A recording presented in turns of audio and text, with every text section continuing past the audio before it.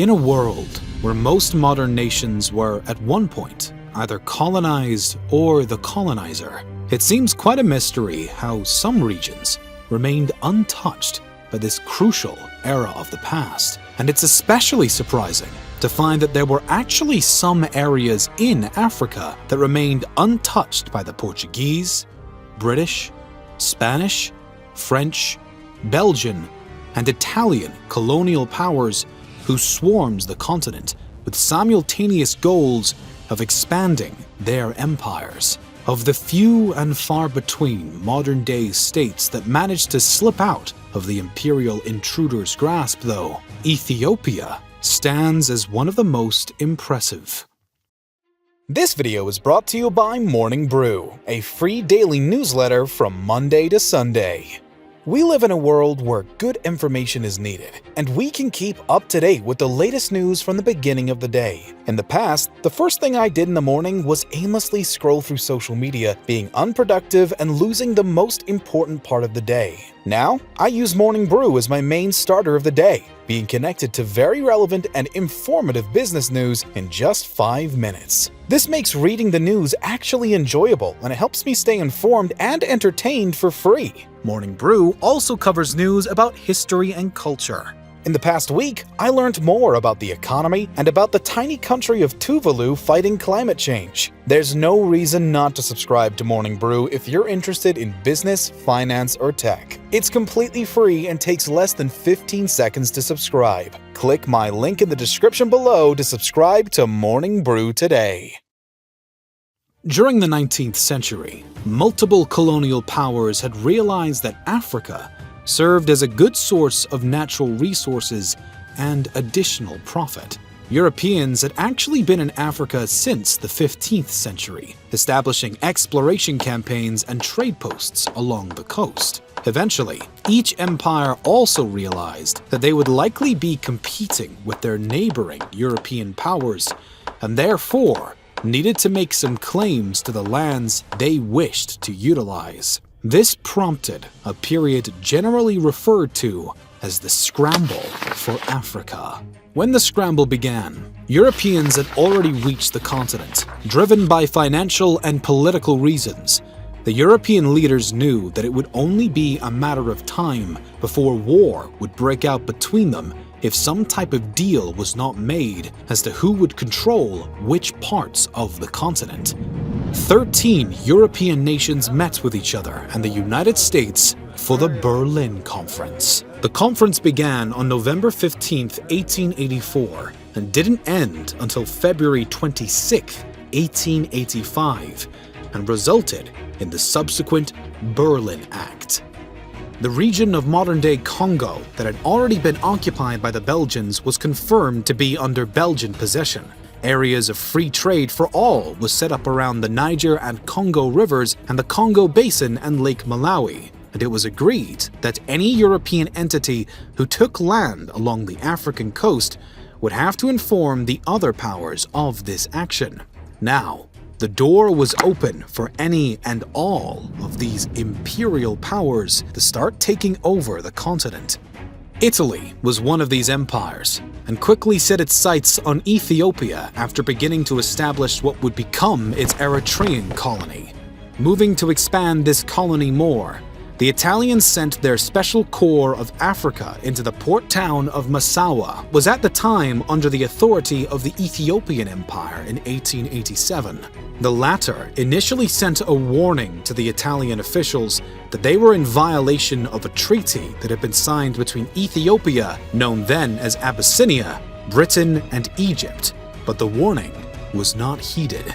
Instead, Italy decided to double down and began to prepare for a battle at the Sahati fortification with 167 Italian troops alongside 1,000 locals. The town's governor, Ras Alula Ngida, was not even slightly tolerant of this move and decided to outright attack the fortification and its inhabitants. This risky decision resulted in a tragic number of casualties for the Ethiopians, with only a few Italians being injured and none killed. The attacking troops had been no match for the garrison's cannon and rifles, and were shortly forced to retreat, while some still remained alive. Still, the Italians were now low on ammunition and further felt need for reinforcements, which resulted in about 550 additional troops being sent to the fortification. Thanks to his spies, Ras Alula was given a heads up and quickly gathered a fresh army to march back to the garrison before the reinforcements could arrive. This time,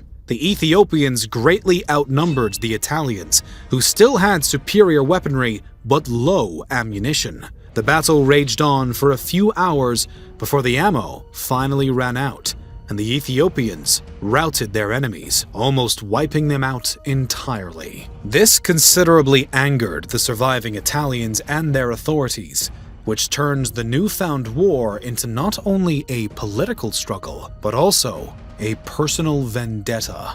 Now, at the end of January, Italy voted to send a massive new force back to Eritrea to avenge their recent defeat, while the Ethiopian emperor, Johannes IV, decided to pull his troops out of the area for the time being.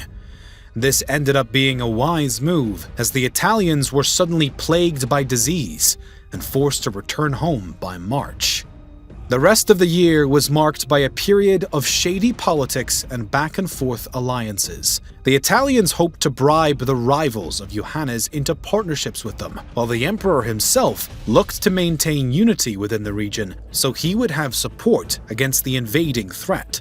Ultimately, with the death of Johannes as he fought elsewhere against the maddest Sudanese threat, the Italians found some degree of success, as the monarch was succeeded by Menelik of Shiva, whom they had previously formed an alliance with. This brought about the treaty in which Italy's new possessions throughout the establishment of Italian Eritrea were recognized by the Ethiopian Empire.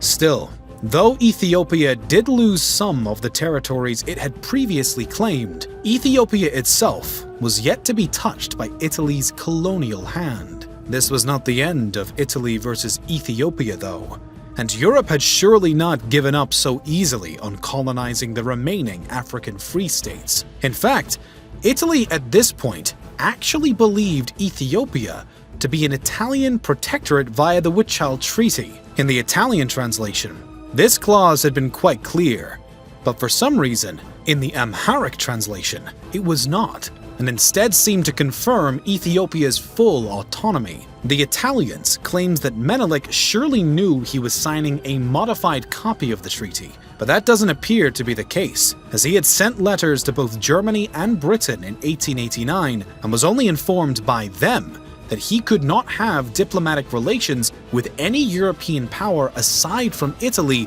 due to the rules established back at the Berlin Conference. This prompted newfound tensions between Italy and its supposed protectorate as Menelik denounced the hidden clause of the treaty and worked to consolidate his own power throughout Ethiopia. This ushered in a new era of Ethiopian nationalism, partly fueled by a widespread anti-Italy sentiment, but also through the unity encouraged by the new emperor. When Italy began to seize small territories around the Ethiopian-Eritrean border, they expected some of Menelik's rivals to join their campaign and fight against him, but instead, they all rushed to the emperor's side. This time, Italy's strategy to divide and conquer quickly crumbled, as the Ethiopians, regardless of previous internal feuds, were determined to unite and maintain their independence from the Europeans.